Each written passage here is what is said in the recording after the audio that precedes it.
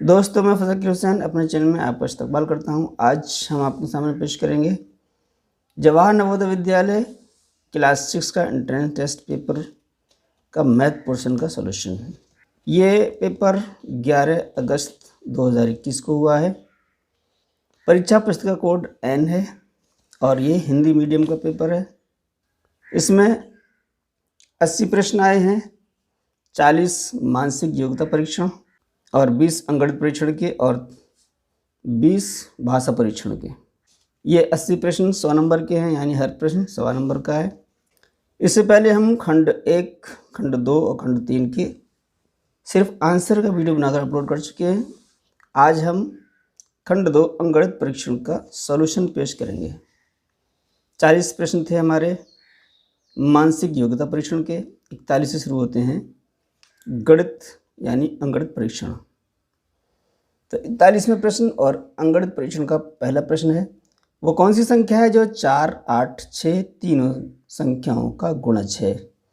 तो हमें इसमें से निकालना है ऐसी संख्या जो 4, 8 और 6 का गुणज हो। तो हम लासा निकाल लेते हैं 4, 8 और 6 का। तो लासा निकालने के लिए तीनों को 2 से भाग दे देते हैं। 2 दूनी 4, 2 4 को 8, 2 3 6। अगर भाग जाता है तो भाग दे देते हैं, भाग नहीं जाता वैसे उतार लेते हैं। तो ये हमारे आ जाएंगे 2 1 कम 2। अब 3 का डिवाइड 3 से डिवाइड कर देंगे 1 1 1। अब ये आ गया हमारा LCM। 2 दूनी 4 दूनी 8 3 24। तो ये जो 24 है वो इन तीनों का गुणज है। अब ये बड़ी संख्या है, तो जो 24 का गुणज होगा वही 4, 8 और 6 का भी गुणज होगा। तो हम इसमें ये देखेंगे कि 24 में 24 का कौन सा गुणज है। तो 24 का गुणज वो होगा जो 8 और 3 से डिवाइड हो जाए, क्योंकि 8 3 24 ये इसके जो फैक्टर हैं, गुणांक हैं, वो 8 और 3 हैं इसके। तो जो संख्या 8 और 3 से दोनों से विभाजित होगी वही इसका 24 का गुणज होगा। जो 24 का गुणज होगा वही 4, 8 और 6 का गुणज होगा। तो 8 से कौन कौन सी डिवाइड हो रही है और 3 3 से कौन सी डिवाइड हो रही है। 3 से डिवाइड कौन कौन सी हो रही है इसमें देखते हैं 3 का। तो 3 से डिवाइड होने वाली संख्याएं वो होती हैं जिनके अंकों का योग भी 3 से डिवाइड हो रहा हो। 3 9 12 6 18, ये 3 से 18 जो है 3 से कट रहा है, तो ये भी 3 का गुणज है। तो ये हो गई 396। एक तो ये हो गई। बी में देखें 6 और 6 12 4 16, तो ये 3 से नहीं कट रहा है, तो ये भी नहीं होगी। 6 और 9 15 और 6 21, ये 21 3 से कट रहा है, तो ये भी होगी। तो 2 हमारी अभी तक आ गई हैं जो 3 का गुणज है। 3 का गुणज है ये 396 और 696। अब देखते हैं ये 5 4 9 3 12 2 14, तो ये भी नहीं है, ये दोनों कट गई हैं। इनमें से ये 3 का तो गुणज है, लेकिन 8 का भी गुणज होना चाहिए। तो इनमें से 8 से कौन सी कट जाएगी, इसमें भाग देते हैं 8 का 396 में। 8 चौक 32, बचेंगे 7 7 इसमें उतार लेंगे 6 का 76 हो जाएंगे। 8 9 72 होते हैं, तो ये 8 का गुणज नहीं है। तो ये फिर एक ही बच रही है हमारी 396, जो 3 का भी गुणज होगी और 8 का भी गुणज होगी। 3 और 8 का गुणज होगी तो 24 का गुणज होगी, और 24 का गुणज होगी तो ये 4 8 और 6 का तीनों का गुणज होगी। तो 696 सही है। तो सी ऑप्शन हमारा सही है। 42वां प्रश्न है, वह बड़ी से बड़ी संख्या जो 270 तथा 426 को भाग करने पर प्रत्येक अवस्था में 6 शेष देती है इनमें से कौन सी संख्या है। तो प्रत्येक अवस्था में 6 शेष बच रहा है, इसका मतलब है ये 6 जो है वो दोनों में ही एक्स्ट्रा है।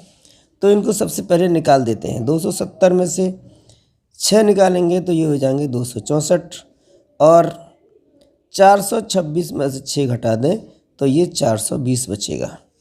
अब 420 को ऐसी संख्या में से कौन सी है जो पूरी पूरी विभाजित करती है। इसके लिए हम मासा निकालते हैं। मासा निकालने की भाग विधि है हमारी।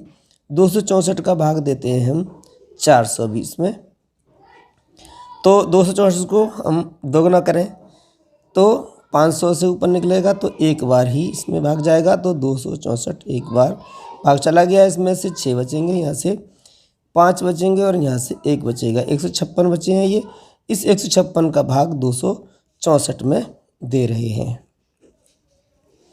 अब इसमें भी 156 को दोनों का 300 पहुँचेगा तो इसमें भी एक बार जाएगा 156, 14 में से 6 गए 8 बचेंगे और यहाँ से 0 और यहाँ से 1, 108 बचे हैं। 108 से डिवाइड करेंगे 156 को, इसमें भी एक ही बार भाग जाएगा, यहाँ से घटा दें तो 8 बचेंगे और यहाँ से 4, 48 बचे हैं। 48 का फिर भाग 108 में करते हैं तो ये 2 बार चला जाएगा, 48 दूनी 96 हो जाता है।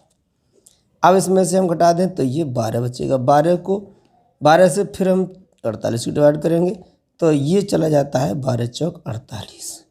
अब हमारा शेषफल कुछ नहीं बचता है, तो मासा जो आया है वो 12 आ गया है, जिसने 48 को पूरा पूरा विभाजित कर दिया। तो ये 12 इन दोनों संख्याओं को पूरा पूरा विभाजित कर देगा। तो ये जो 12 है वो इन दोनों को पूरा विभाजित करेगा 264 और 420 को। और अगर इसी 12 से 270 को डिवाइड करेंगे तो 6 बचेंगे और 426 को डिवाइड करेंगे तो भी 6 बचेंगे। तो ये शर्त हमारी पूरी होती है। तो 12 हमारा ए ऑप्शन में है, तो ए ऑप्शन ही सही है। अगला प्रश्न है 7.7, 7.07, 7.007 और 77.0077 का योगफल ज्ञात करना है। तो दशमलव की संख्याओं को योग करने के लिए, जोड़ने के लिए दशमलव के नीचे दशमलव हमारा आना चाहिए। 7.7 है, अगला है 7.07, तो यहाँ पर आएगा 7। अगला है 7.007। इस तरीके से हम रखेंगे ताकि दशमलव के नीचे दशमलव आता रहे। 77.0077, तो ये हमारे 0 आ जाएंगे खाली जगह में। अब इसको जोड़ेंगे तो हमारा आंसर सही आएगा। 7 आ गए यहाँ पर, 7 और 7 14 होते हैं। हासिल 1 7 और 1 8, 7 के नीचे 0 है तो 7.0 आ गया।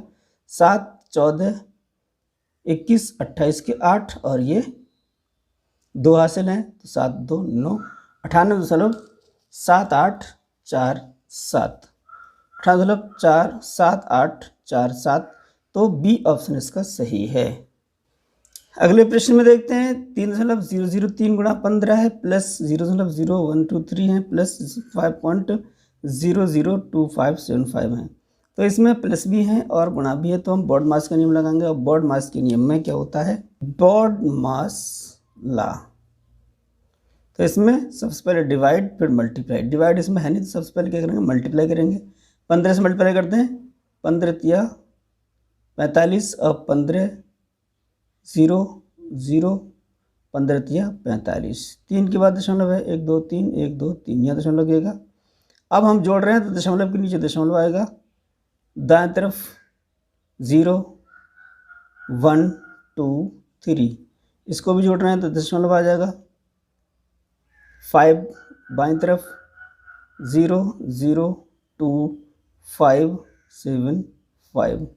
अब इसके ऊपर के 0 ले लेंगे, प्लस कर दें इसको तो ये 5 और ये 7, यहाँ 3 और 5 8, 5 7 2 9, 4 और 1 5, यहाँ 0 है, दशमलव नीचे दशमलव आ गया। 5 और 45, ये हो जाएंगे हमारे 50। तो 50.05 इसमें हमें लगभग निकालना है, यानी पॉइंट का भाग इसमें नहीं है। पॉइंट के बाद यहाँ 0 है, यहाँ 5 है और इस तरीके से आगे। यहाँ अगर 5 होता तो ये 51 हो जाता, तो हमारे लगभग में यानी राउंड फिगर में हमारा आएगा 50। तो 50 ही आंसर सही है इसमें। तो ये सी ऑप्शन में, तो सी ऑप्शन सही है। एक रेलगाड़ी दिल्ली से 8:15 AM AM का मतलब है सुबह में पर चलती है तथा अजमेर 2:30 पर PM यानी 12 बजे के बाद का टाइम, दिन के अंदर 12 बजे के टाइम बाद का टाइम जो है PM कहलाता है। तो ये पर पहुंचती रेलगाड़ी दिल्ली से अजमेर पहुंचने में कितना समय लगा, तो हमें टाइम निकालना है 8:15। हम 12 बजे तक देखते हैं तो 12 बजे तक ये हो जाएगा हमारा 45 मिनट।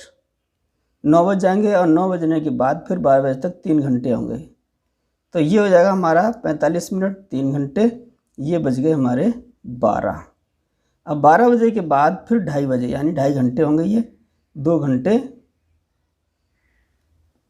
30 मिनट। इसको जोड़ दें टाइम को तो ये हो जाएगा 5, 7, 5 घंटे 75 मिनट हो गए हैं।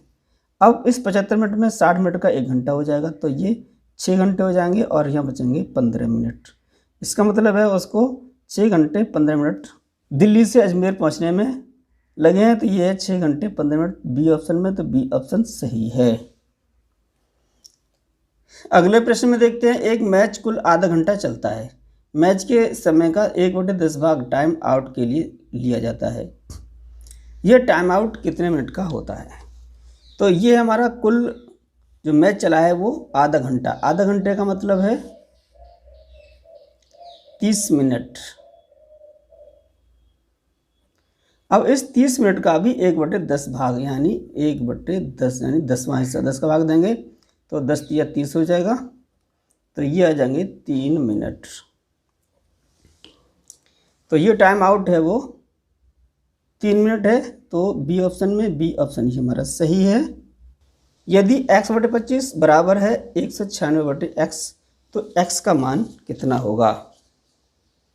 ये हमें दिया गया है x/25 से और 196/x है, तो x की वैल्यू निकालना है। पहले हम कैसे गुणा कर देंगे, क्रॉस मल्टीप्लाई x, ये हो जाएगा x² और ये 25 गुणा कर देंगे, 25 छिक्का 150 हासिल 15, 25 नम्मा 1 225, 15 240 का 0 हासिल 24, 25 में 25 और 24, ये हो जाएंगे 49। अब इसका वर्गमूल ले लेंगे, x बराबर 49, 149 का वर्गमूल ले लें तो ये 7 हो जाएगा, ये 100 होंगे, यानी हम इसे लिख सकते हैं 49 गुणा 100। 100 का वर्गमूल 10 होगा, 49 का वर्गमूल 7, तो 7 गुणा 10 कर दें तो ये आ जाएगा हमारा 70। तो x की वैल्यू आ जाएगी 70। तो ये बी ऑप्शन में है, तो बी ऑप्शन ही इसका सही है। एक वस्तु 7,500 में खरीदी जाती है और 8,400 में बेची जाती है, लाभ प्रतिशत कितना होगा? तो पहले हम लाभ निकालेंगे। तो लाभ निकालने के लिए जो विक्रय मूल्य है वो माइनस क्रय मूल्य है वो, तो ये आ जाता है हमारा 900। तो लाभ प्रतिशत निकालना है, तो ये हो जाएगा लाभ गुणा 100 बटे क्रय मूल्य। तो लाभ है हमारा 900 बटे क्रय मूल्य। अब इसको हल कर देंगे, 0 से 0 कट जाएगा, 25 तिया 75, 25 तिया 75, अब बचेंगे यहाँ 15, 25 छिक्का 150, तो ये आ गया 36 बटे 3, 3 एकम 3, 3 दूनी 6, ये हो गया 12%। तो 12% सी ऑप्शन में है, तो ये आ गया हमारा सी ऑप्शन सही है। 49वां प्रश्न है, ए एक रेडियो को उसके अंकित मूल्य के 3/4 यानी 3/4 में खरीदता है तथा इसे अंकित मूल्य से 20% अधिक में बेच देता है। ए का प्रतिशत लाभ क्या होगा? तो ए कोई व्यक्ति है जो अंकित मूल्य से 3/4 भाग, यानी अंकित मूल्य हमारा इसमें दिया नहीं है और 20% आगे दिया है कि अंकित मूल्य से 20% अधिक पे बेच देता है। तो हम अंकित मूल्य मान लेते हैं हम 100 रुपये है। अब ये जो है 3/4 अंकित मूल्य के 3/4 भाग में खरीदता है, तो जो खरीदारी मूल्य है यानी क्रय मूल्य होगा वो होगा 100 का, यानी ये हमारा क्रय अंकित मूल्य है, इसके 3/4 यानी 100 का 3/4 का की जगह हमने गुणा लगा दिया है। इसको 4 से डिवाइड करके और 3 का गुणा कर दें, या 3 का गुणा करके 4 से डिवाइड कर दें, 4 सत्ते 28, 4 पंजे 20, 75 रुपये में वो खरीदता है। अब 20% अंकित मूल्य से 20% अधिक पर बेच देता है, यानी अंकित मूल्य मैंने 100 माना ही है, तो 20% मतलब 100 पे 20, तो 100 रुपये अगर उसके हैं तो 20 अधिक में बेच देता है। तो विक्रय मूल्य हमारा क्या हो जाएगा, ये हम देख रहे हैं 100 रुपये मूल्य है, अंकित मूल्य हमने माना है, तो 20% वो बढ़ा देता है, तो 100 रुपये पे 20 रुपये और लेता है, तो उसका जो विक्रय मूल्य हो जाता है वो 120 रुपये हो जाता है। अब यहाँ से हम आसानी से लाभ निकाल लेते हैं। उसे लाभ कितना हुआ, 120 विक्रय मूल्य है, विक्रय मूल्य में से क्रय मूल्य घटा दें, लाभ हुआ है उससे, तो ये आ जाएगा हमारा 45 रुपये। अब ये 45 रुपये 75 रुपये पे उसे नफ़ा मिले हैं, तो लाभ परसेंट निकालना है हमें। लाभ प्रतिशत निकालने के लिए जो हमें लाभ मिला है वो उसमें 100 का गुणा करके क्रय मूल्य से डिवाइड कर देते हैं। तो लाभ हमारा हो गया 45 रुपये, 100 का मल्टीप्लाई कर देंगे, क्रय मूल्य है उसका 75 रुपये। अब इसको हम सॉल्व कर लें, कितना आता है, 25 से काट देंगे, 25 × 75, 25 × 100, 3 से ये कट जाएगा, 3 × 3, 3 × 5 15, तो ये आ गया 15 × 4, तो ये हो गया 15 चौक 60% उसको लाभ मिला है। तो यहाँ से देखें 60% हमारे सी में है, तो सी ऑप्शन ही हमारा सही है। ये एक रेडियो है, उसका अंकित मूल्य पता नहीं है, तो अंकित मूल्य हम मान लेते हैं x और इसका 3/4, तो ये आया 3x/4, ये हो गया क्रय मूल्य। अब बेचता है इसे अंकित मूल्य से 20% अधिक पर बेच देता है, तो विक्रय मूल्य कितना होगा, अंकित मूल्य हमारा x है, इस पर भी 20% अधिक में बेचता है, तो ये हो जाएगा x + x/5, 5 × 5 और एक 6x/5, ये है विक्रय मूल्य। हम लाभ निकालते हैं, तो लाभ बराबर होता है विक्रय मूल्य माइनस क्रय मूल्य।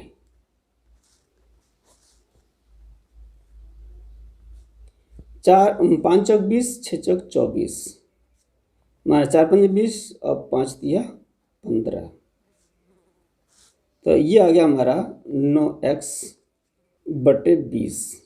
अब लाभ परसेंट निकालना है, तो लाभ परसेंट कितना होगा, लाभ ही हो गया 9x/20 गुणा 100 बटे में क्रय मूल्य 3x/4 ऊपर पहुंच जाएगा।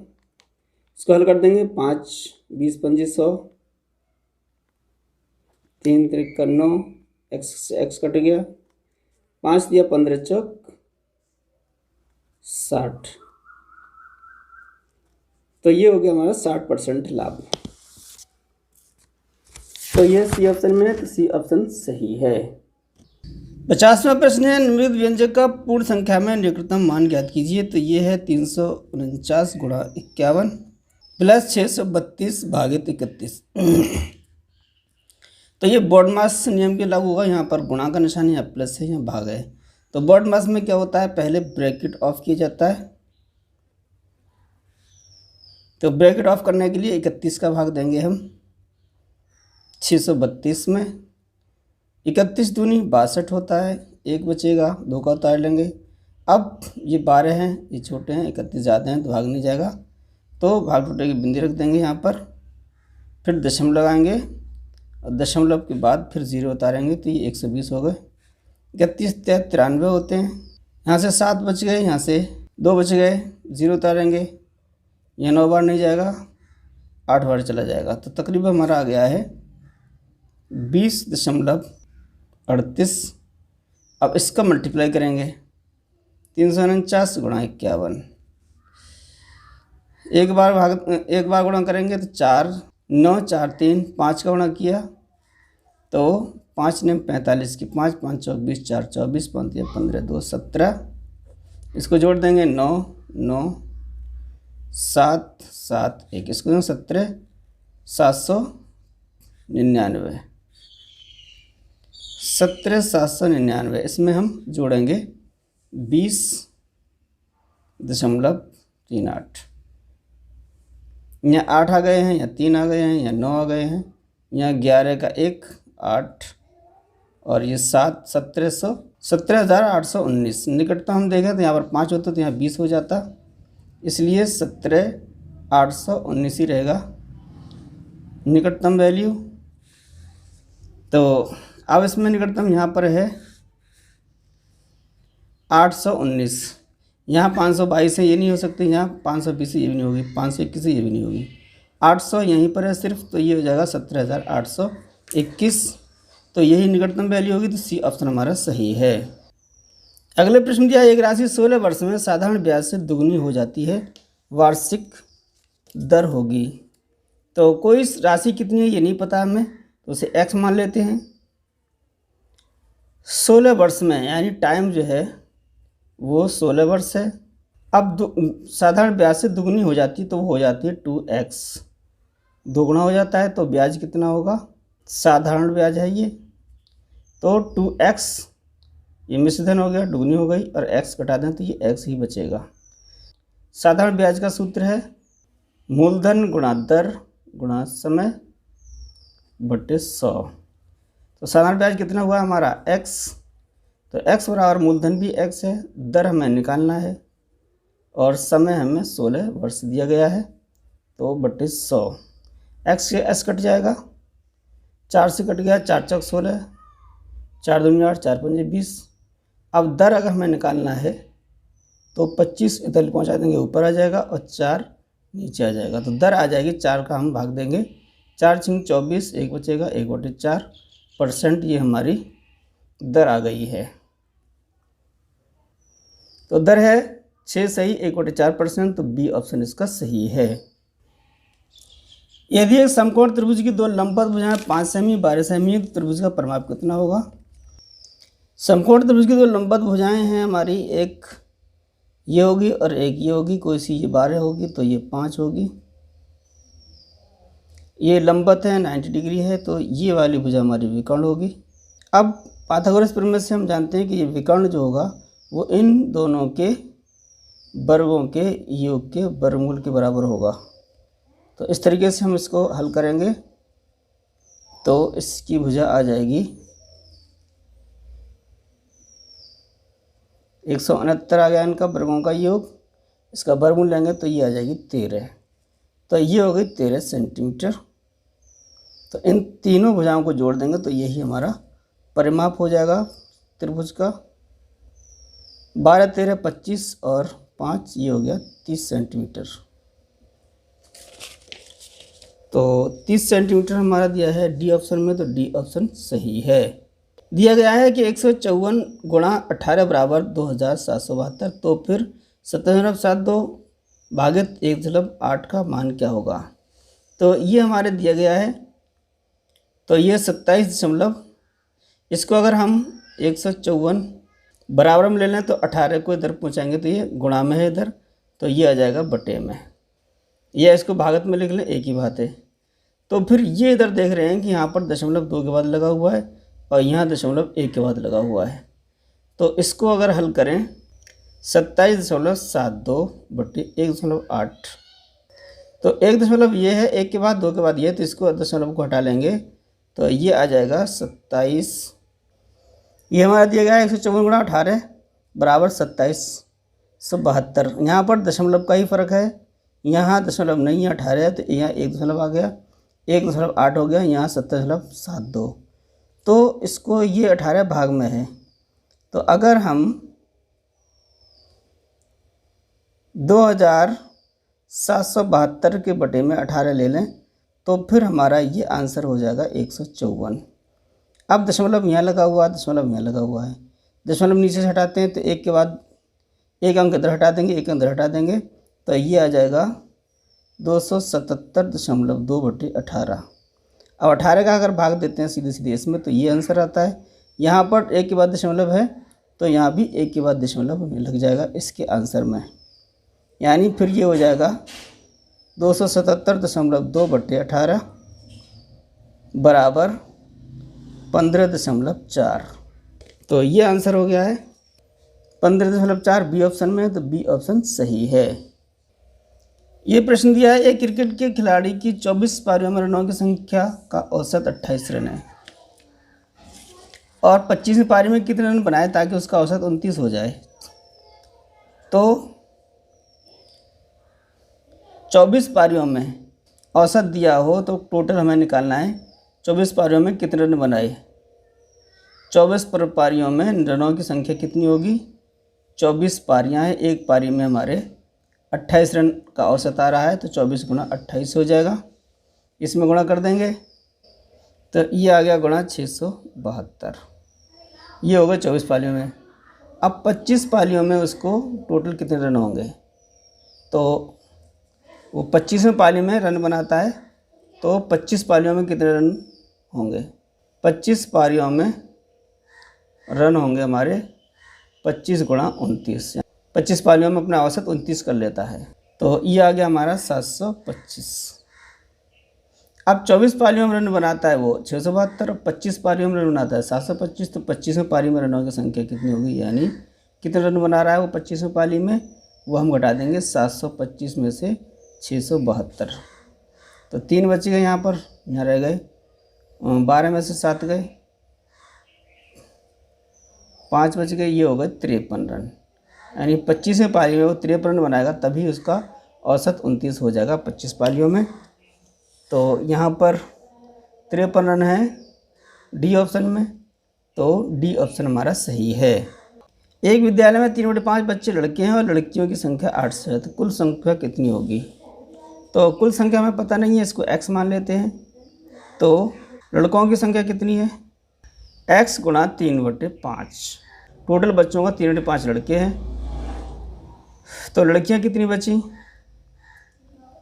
टोटल बच्चे हैं x, लड़के हैं 3x/5, और ये बराबर है हमारी 800। ये दी है लड़कियों की संख्या। अब 5 का गुणा करेंगे, 5x में से 3x घटा दिए, तो 5x - 3x/5 बराबर 800। 5 में से 3 घट गए, 2x/5 बराबर 800। अब x का मान निकालेंगे तो 5 गुणा में आ जाएंगे और 2 बटे में आ जाएंगे। इस तरीके से 2 8 कट गए, 2 चौको 8, 400, 5 चौक 20, यानी कितने आ गए हमारे बच्चे, टोटल छात्र 2000 आ गए हैं। इनमें 800 लड़के हैं, तो लड़कियां कितनी हो गई, तो लड़कियां हो जाएंगी 2000 में से 800 घटा देंगे, तो ये आ जाएंगे 1200 लड़कियां। तो 1200 हमारे सी ऑप्शन में है, तो सी ऑप्शन ही हमारा सही है। 56वें सवाल है, 2,02,000 को अंकों में लिखना है। तो 2 लाख इकाई, दहाई, सैकड़ा, हज़ार, 10,000, लाख, ये लाख का एक स्थान है। अब यहाँ पर 2000 इकाई, दहाई, सैकड़ा, हज़ार, ये हज़ार का स्थान है। अब इसके अलावा कोई संख्या नहीं है, तो यहाँ पर अंकों की जगह क्या करेंगे, 0, ये 0, ये 0, ये 0, तो ये होगा 2,02,000। तो देखते हैं आंसर हमारा 2,02,000 सी ऑप्शन में है, तो सी ऑप्शन हमारा सही है। 6 अंकों की छोटी छोटी संख्या, 4 अंकों की बड़ी से बड़ी संख्या में अंतर। तो 6 अंकों की छोटी छोटी संख्या क्या होगी, एक अंक एक बना देते हैं, उसके बाद 0 लेते हैं, एक अंक ये हो गया, 2, 3, 4, 5, 6, और 4 अंकों की बड़ी से बड़ी संख्या, तो 4 जगह 9 9 बना देंगे, 1, 2, 3, 4। इसका अंतर निकालना है तो इसे घटा देंगे, यहाँ से लेंगे दहाई, 10 में से 9 गए, 1 बचा, यहाँ 9 0 हो गया, यहाँ भी 0, यहाँ भी 0, यहाँ 9 आ गए, 9 आ गए, तो 9 इकाई, दहाई, सैकड़ा, हज़ार, 10,000, 90,000 1, ये हमारा अंतर आ गया है। 90,000 1, इकाई, दहाई, सैकड़ा, हज़ार, 10,000, 90,000 1 सी ऑप्शन में है, तो सी ऑप्शन हमारा सही है। ये हमारा व्यंजक दिया गया है 3 कोष्ठक में 13 + 6 गुणा 7 भागित 11 गुणा 3, और माइनस में है 12 - 4 गुणा 2। तो इसको हम बोर्डमसला नियम से हल करेंगे, तो सरल करने पर क्या प्राप्त होगा, ये पहले हम कोष्ठक हल करेंगे, 4 दूनी 8, गुणा करेंगे कोष्ठक में, पहले 12 में से 8 घटाएं तो बचेंगे 4, ये 11 गुणा 3 को कोष्ठक हमने हल किया है, तो 11 × 3 = 33 हो गए हैं। ये भागित है हमारा, पहले हम कोष्ठक हल कर रहे हैं, कोष्ठक में हल किया 6 × 7 = 42 और 13 = 55 हो गई, ये गुणा हमारे 3 है। इसको हम हल करेंगे, सबसे पहले हम भाग देंगे, तो भाग दिया इसमें 3 × 55/33 - 4, तो ये 3 से कट गए, 3 एकम 3, 3 एकम 3 और 11 × 5 = 55, तो ये आ गया 5 और ये -4, तो ये आंसर हो गया है हमारा 1। तो 1 है बी ऑप्शन में, तो बी ऑप्शन हमारा सही है। प्रथम 4 अभाज्य संख्याओं का योगफल क्या होगा? प्रथम 4 अभाज्य संख्याएं कौन कौन सी हैं? तो पहली 2 होगी, उसके बाद 3, उसके बाद 5 और इसके बाद होगी 7। ये 4 अभाज्य संख्या होंगी प्रथम। इनको जोड़ लें, 5 5 10 7 17 हो गए हैं। तो ये इसका आंसर डी में है 17, तो डी ऑप्शन सही है। ये 60वां प्रश्न इस गणित परीक्षा का लास्ट क्वेश्चन है। 12 सही 1/16 को दशमलव में लिखना है। तो ये 12 जो सही हैं तो 12 दशमलव के बाईं तरफ आ जाएंगे। अब दर की संख्या जो आएगी वो 1 में 16 का भाग दें, 16 का भाग देंगे इसमें।